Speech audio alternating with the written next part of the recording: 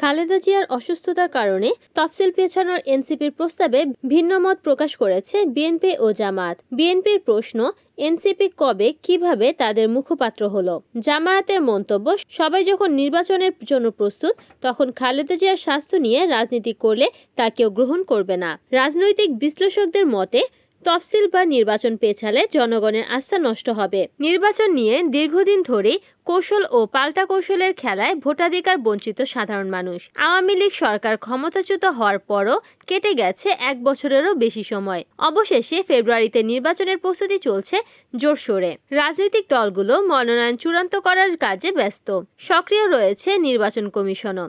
এমন অবস্থায় প্রধান নির্বাচন কমিশনকে শিগগির তফসিল ঘোষণা না করার অনুরোধ জানিয়েছে এনসিপি। দলটির দাবি, বেগম জিয়ার স্বাস্থ্য ও বিএনপির নাজুক পরিস্থিতি বিবেচনায় রাখা উচিত। এনসিপি নেতা নাসির উদ্দিন পাটোয়ারি বলেন, ওনারা দ্রুত তফসিল দিতে চাইছেন। আমরা বলছি, রাজনৈতিক সংকটময় পরিস্থিতি বিবেচনায় রাখা দরকার। বেগম জিয়ার প্রতি সবার আবেগ অনুভূতি আছে, এটি শুধু বিএনপি কেন্দ্রিক নয়। বিএনপি এতে বিস্ময় প্রকাশ করে জানায়, এনসিপি তাদের মুখপাত্র নয়। জামায়াতও বলছে, তফসিল পেছানোর কোনো অজুহাত গ্রহণযোগ্য হবে না।